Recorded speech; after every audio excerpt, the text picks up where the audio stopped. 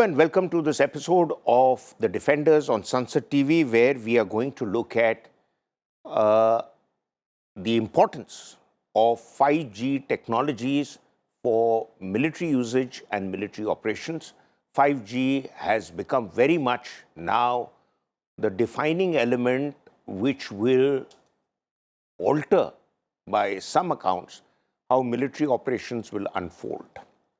It will provide enormous capability at operation and logistic elements of the military, as well as the national security initiatives of this country.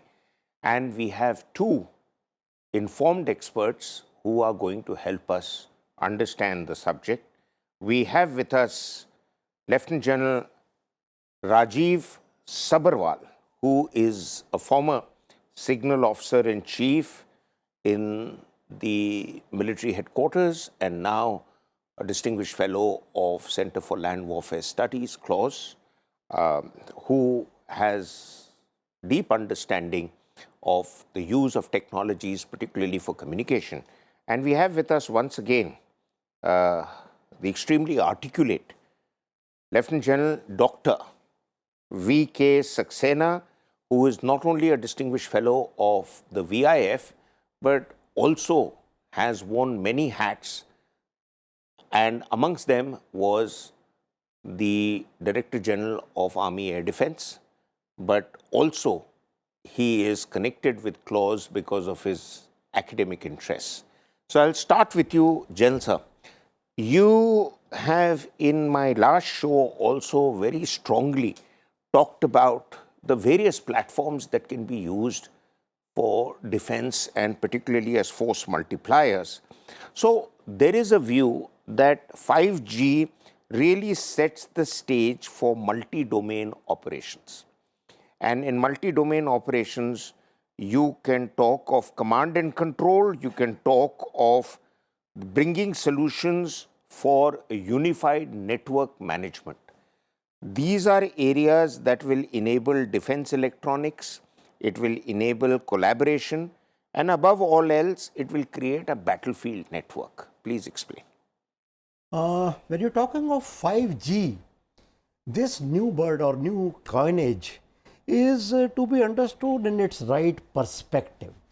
5G has not born day before yesterday. We have come to this 5G traveling a transpons of 1G, 2G, 3G, 4G and 5G. Okay. All cellular communications starting from 1980s when we started with analog voice communication, then came digital voice communication, then mobile broadband and finally mobile internet. Now what is this 5G? It is only a standard in technology which brings what? Which brings two, three important things to remember. It brings tremendous speeds of processing. That means fast download of information, fast processing of information from earlier about 1000 gigabyte, 1000 Mbps, megabits per second, to about 1 to 4 to 8 to 10 gigabytes per second. Means a lot of information can be processed quickly.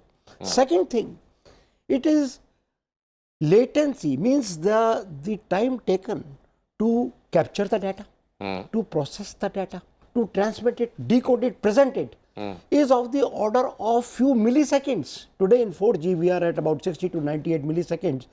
It is promising to be about 1 to 12 milliseconds. And thirdly, accuracy. Error rate is 1 in, let's say, 100 million packages, one package lost. Now with this background, Army has not adopted 5G, suddenly it will become 5G. No. Let us see how the Army will use it and how the Army has been using it. I will take you back to 1980. 1980 was the time when first time the Army talked about, 1979-80 was first time talked about the TAC C3I. What is TAC C3I? Tactical Command Control Communication Information System. What was it? It was to give the commanders information from various sources, from artillery, from air defense, from battlefield surveillance, from battlefield management system, electronic warfare system, etc., etc. And in a central position called CIDSS, Command Information Decision Support System. Army conceived it in 1980 and started working towards it under the Director General of Information in 1980s. That time, it did not become a great success. It strangled somewhere like that. Came around, I'll shift you back to 2007. That time, mobile technology had come in. I'm just building on to 5G. Mobile technology had come in. We established a mobile mobile cellular communication center in south of Pir Panjal. We graduated to 2D to 3D. Now we have come to 4G technologies. Bell in the Indian Army today has got the MINT system, Mobile Integrated Network Terminal, which is a network in a box scenario. Now this is the 4G technology which is now rolling out or getting used to it. When 5G will come, Army will adopt it in a period of time. And same way as you said, multi-domain operations by multiple teams will be able to achieve connectivity. Okay, great. So, massive curtain raiser overview about how we have come to where we are. Yes. General Sabherwal, a question that is attributable to the advent of 5G is about its incorporation into intelligence, surveillance and reconnaissance systems, ISR systems, and how this could alter the military's gathering of intelligence and information, since the Corps of Signals does a lot of that work, and how they've been effectively functioning till now. Where will 5G make a difference now? Okay. I'll take out from where Dr. Saxena or General Saxena spoke about, evolution of the cellular technology right from 1G up till 5G. If you look at 2G, 3G, 4G, they were a typical one-size-fits-all kind of a solution offering basically voice-centric, basically human-to-human kind of a communications. But with 5G, what is possible is bespoke kind of solutions which are possible, which can be tailor-made for your service requirements. Now, this could be the user requirements, this could be enterprise requirements, this could be network requirements, whichever requirements are there, we can meet by a bespoke solutions of 5G. Now, here you are referring to the specific bespoke solution of ISR. So, before we talk of how 5G is to be applied for ISR, we need to know what are the typical operational characteristics of ISR which 5G should meet. Right. Now, ISR devices by their very nature hog bandwidths. They require very fast processing of data, in the sense sensor data needs to reach the decision makers and the shooters as early as possible. There are diverse sensing devices. They are from legacies, they are from different technology, different countries, different makes, different standards, protocols, interfaces they follow. These need to be integrated, they need to be collated, they need to be fused. Something called multi-sensor data fusion needs to be taken. And this fused int picture needs to be presented to shooters to take some kind of attrition and destruction task. It needs to be given to the decision makers to take a decision. And this needs to be done with low latency, what he had pointed out, as fast as possible. These are the typical requirements of ISR. Now, 5G as a technology moves from the human to human kind of a contact till what we saw in LTE or 4G, and takes you to a place where humans talk to machine, machine talks to machine, and machine talks to the human also. Now, in ISR, the various devices which are available to you can be made something called IoT enabled, Internet of Things enabled, in which every entity in the tactical battle area or the operational area is made smart. When you refer to smart, it just means like your smart TV or your smart watch, that device can send and receive data. Right. Now, the moment you have various sensors in the operational area or in the international border, which can talk to each other, which can sense, process, exploit everything, this give out the sensor data to the nearest aggregator or the edge computing devices. 5G has also got the attribute of carrying out computation not centrally, but also at the edges. This is the place where our cutting edge soldiers are, cutting edge weapons are, cutting edge entities are. They require some kind of edge computing, which 5G enables. All sensors can be integrated on that. Some kind of data can be made available to the local commanders, local shooters, as well as the military cloud, which is behind, can also be supplied, where artificial intelligence or data analytics, or all this can act upon it, and a better kind of a data is made available to decision makers and shooters to take. So, I mean, there's a lot of information that you've packed in your response, and clearly somebody who's trying to comprehend the scale at which military commanders have to take decisions now and the speed with which it happens is quite phenomenal. Absolutely, absolutely. General Saxena, General Sabherwal referred to the need for algorithms. You also talked about it. There is a need to understand the complex and contestable terrains in the battlefield environment, where there is a certain overlap between responsibility and the ability to engage an adversary, and there is a low latency of communication that is provided by this that will enable new generations of unmanned and autonomous weapon systems to operate. Yes. And this is where 5G will enhance that ability, since you brought it out in great detail previously. So, what is it that you will get with 5G that, other than speed, can you ensure that accuracy is further enhanced? Can you ensure that no collateral damage takes place? Because the moment, my one fear of things becoming autonomous is that once the circuit is established and a cycle begins, then it's very difficult to reverse it. Or can it be reversed?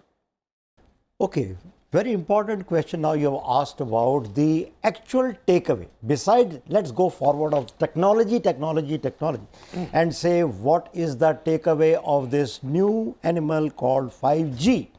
And the first takeaway is control of weapons in offense and defense. Now I will elaborate. What does it mean?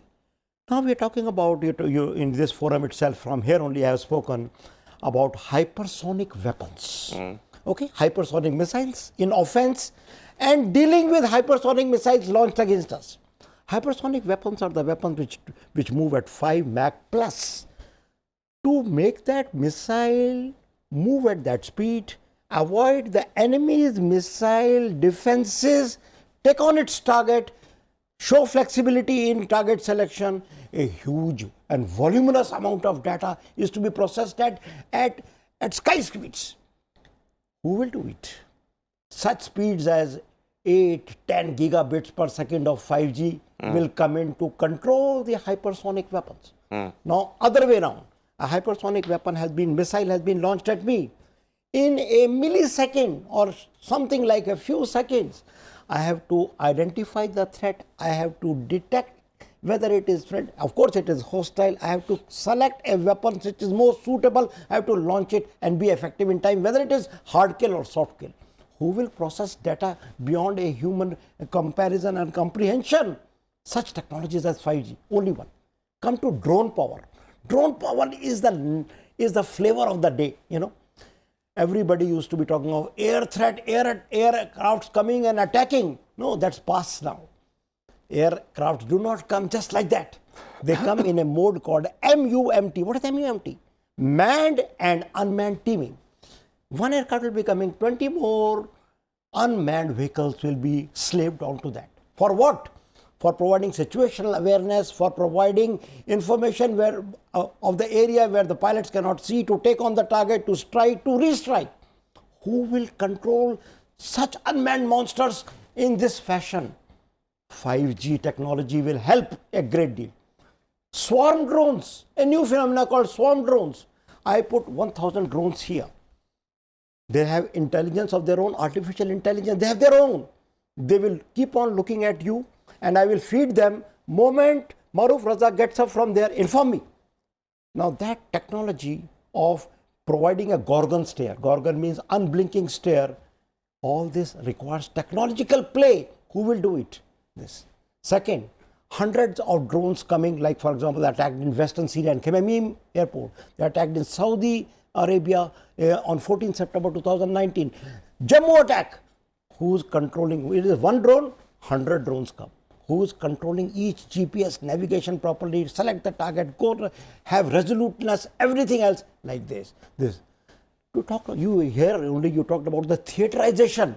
In a theater command, joint commanders, ground, sea, air, need to be connected to information so that they can take decisions. Who will give them information? So I've got that you've created multiple battlefield scenarios, and that's where 5G will come in. But we need to move on because time is of a constraint. General Sabherwal, the issue is that the applications of 5G, other than what the General has elaborated upon, is also being said that increasingly militaries abroad are beginning to rely on data connection of warfighters, the man on the ground.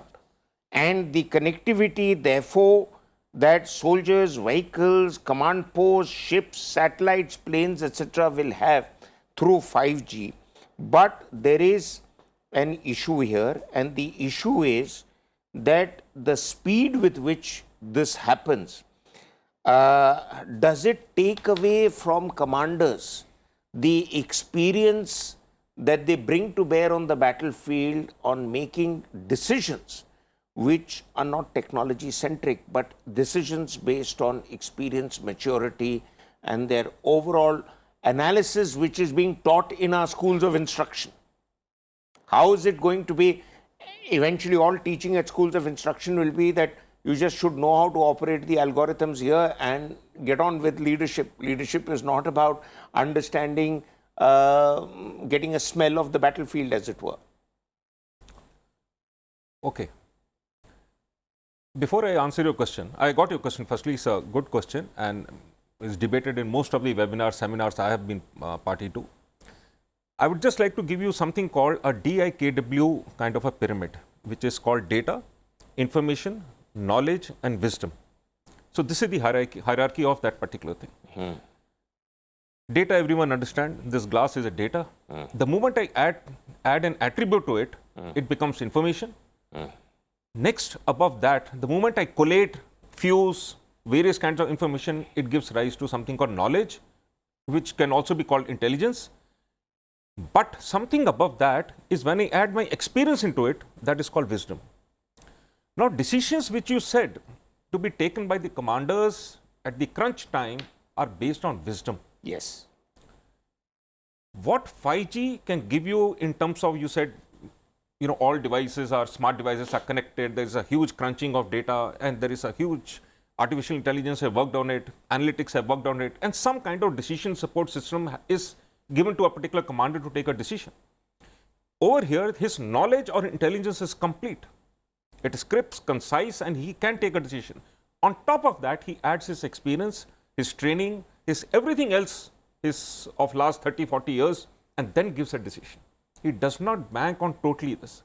But I would also like to say what General Saxena had brought out, that in the autonomous systems, there can be man in the middle, there can be man on the edge, or there can be man outside. So various kinds of AI systems are there. We haven't reached a stage where we have left totally machines to take all the decisions on themselves and man is out of the middle. We are still somewhere in a place where machines are doing the work, but it is being supervised by the commanders or decision makers to take a decision on the ground. Absolutely, absolutely. So that is my fear, that the total dependence on machines and technology will deny you and the man on the ground the wisdom and experience of a senior commander, which is the reason where promotions are also made based on the fact that both of you became lieutenant generals and I didn't. Now, the fact of the matter is that this decision-making ability comes from your experience. You can bring to bear that LOC pe ho raha hai, but LAC mein nahi ho sakta. Now, I want to ask you, General Sir, that the three services are looking to embrace the next generation 5G technology to bring artificial intelligence, which General Sabherwal just referred to, in due course of time. What is the timeline we are looking at? If you go by the timeline, I will not say that 5G will happen tomorrow. No way.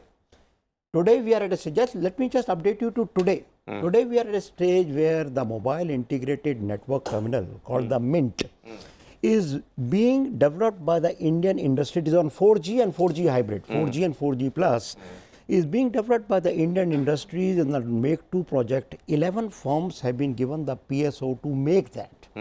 At the same time, you must have heard Mr. Vaishnav, our telecom minister, who said the indigenous 4G, not imported 4G, indigenous 4G, in March 22nd March he spoke, is likely to roll out, indigenous. And also he said 5G technology, indigenous, will roll out by the year end, this year end he was mentioning. And he was also talking about 5G plus, 5G advanced, 6G and so on. As far as military is concerned, military is not on a hop, stop and jump sort of a thing. We are gradually building up, as the general brought out, 1G, 2G, 3G, 4G, we are at 4G. Our systems are in that scenario. Like today, our MUMT, you talked about this, machine over man. There is a huge ethical debate. How can you give a kill independence to a machine? Like General just brought out, man in the loop is still the name of the game in Indian scenario. Man in the loop. And manual override, even in machines. Now, 5G will come. I will say maybe 2, maybe 3, and it will not come, today we are 4G, tomorrow we are 5G. No, it will happen gradual induction of system. Like we are having drones.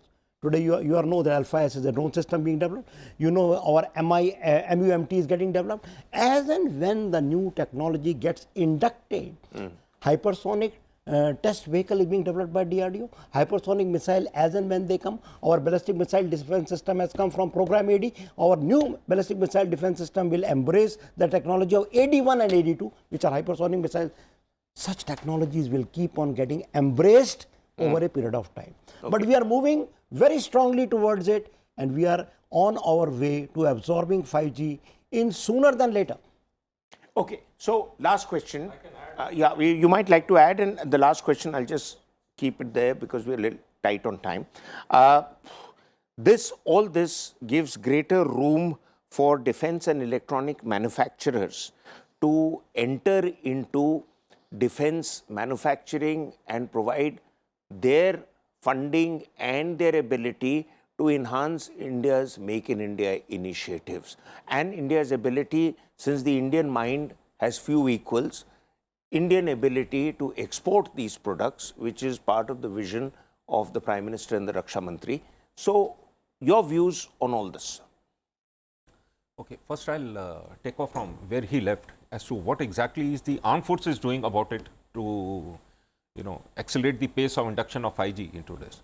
Now, as on date, the Indian Army and Indian Air Force already have a captive cellular networks which are running for their operational requirements. Indian Army has 2 cellular networks, one is of 2G, one is of 3G, both are in J&K.